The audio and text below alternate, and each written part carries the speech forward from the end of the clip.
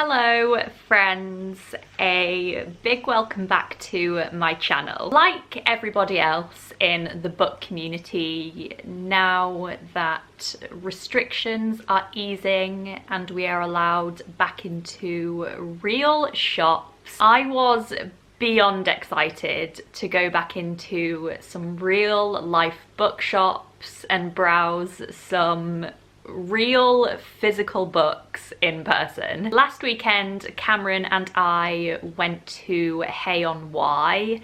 Hay-on-Wye, for those of you who don't know, is famously known as the town of books. It is a gorgeous small town filled with independent bookshops. It's also the home of the Hay Literary Festival. It is on the Welsh border, which is super close to our new home. I am delighted. We had the best day. I am so in love with the place. The bookshops are amazing. Loads of secondhand books as well as brand new books.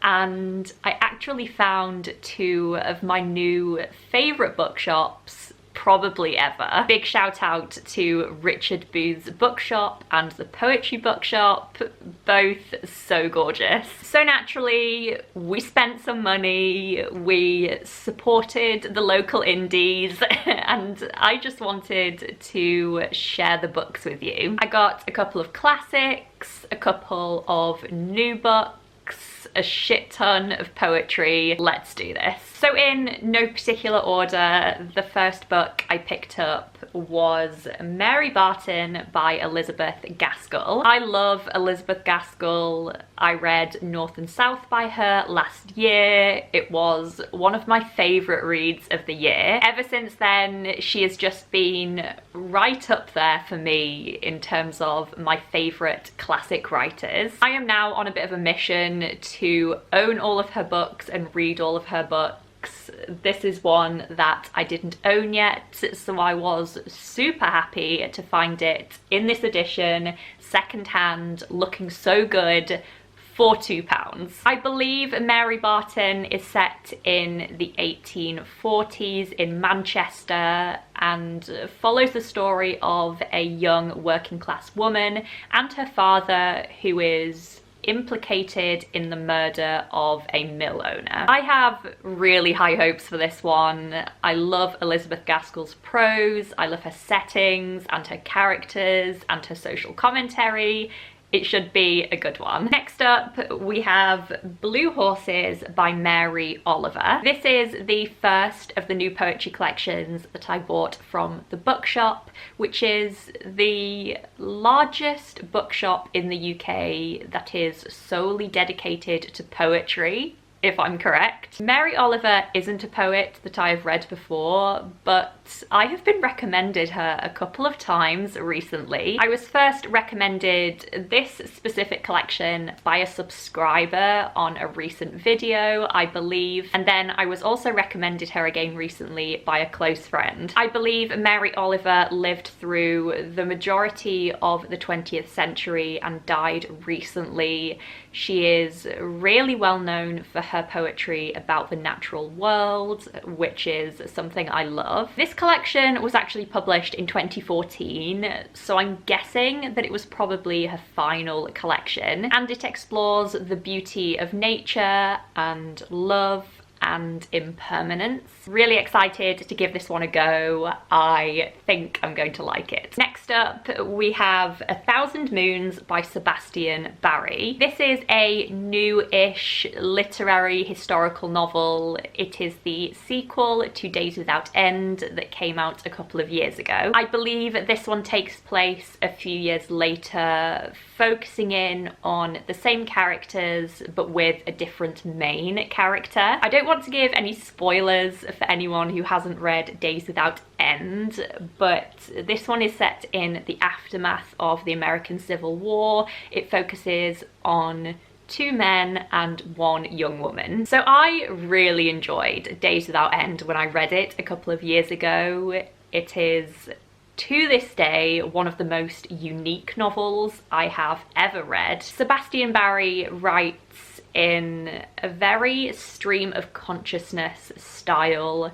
The voice he creates is unreal, so strong, very colloquial, very immersive. He's just a beautiful writer. I expect we will have more of the same in this one. I look forward to giving it a go at some point soon. Next up, we have Russian Magic Tales from Pushkin to Platonov. This is a bit of a random one, to be honest. It's one that caught Cameron's eye and we just went for it. I believe this one is just what it says on the tin. It is a collection of Russian short stories from the past 200 years or so, fairy tales and supernatural tales. I'm really interested in this one. I think it could be fun. I'm slowly getting more and more into Russian literature. I'm currently reading Anna Karenina and loving it. So I think this could be a really fun way to be introduced to some new writers and also read some traditional fairy tales like the Frog Princess, I believe, in their almost original form. The next book I picked up was Selling Manhattan by Carol Ann Duffy. Those of you who have heard me talk about poetry before will probably know that I absolutely adore Carol Ann Duffy. She is one of my all-time favourite poets. I'm on a mission to read and own all of her poetry collections.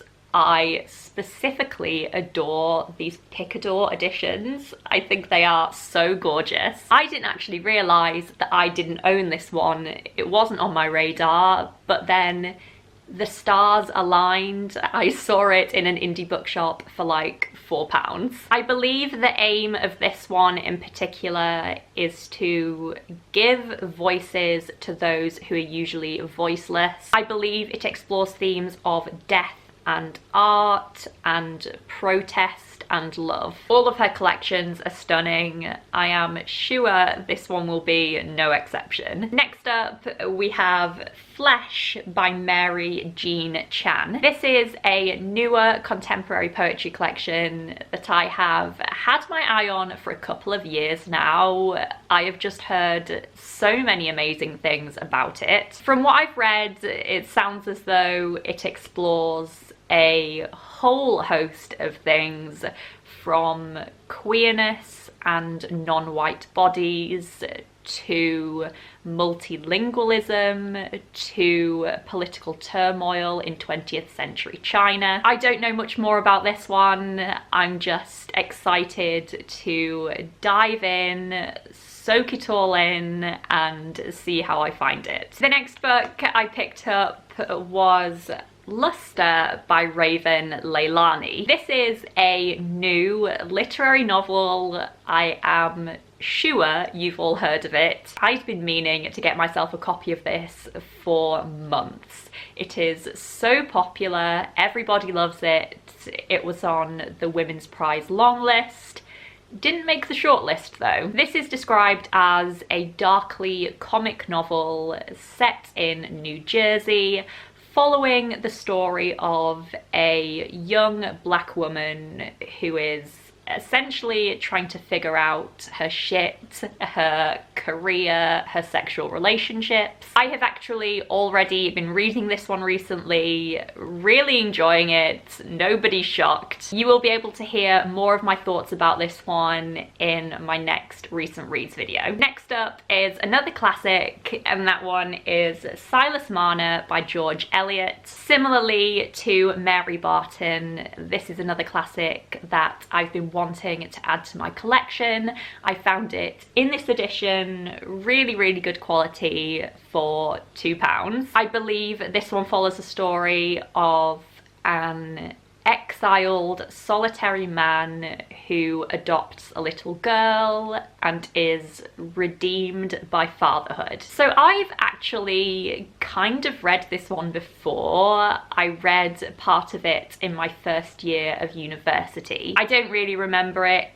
I've said it before and I'll say it again. For whatever reason, my first year of university was not the best setting for me to read and enjoy literature. A story for another time, but I'm really wanting to give this one another go. I am hoping that I will be a massive George Eliot fan. The penultimate book I picked up was Antiometic for Homesickness by Romelin Anti. This is a new debut contemporary poetry collection that came out not too long ago. I've actually already read this one. I read it last year on NetGalley, absolutely loved it, and ever since then have wanted to own my own physical copy. Also, I think the cover of this one is just gorgeous. This is a great poetry collection. It explores Filipino migrants in the UK,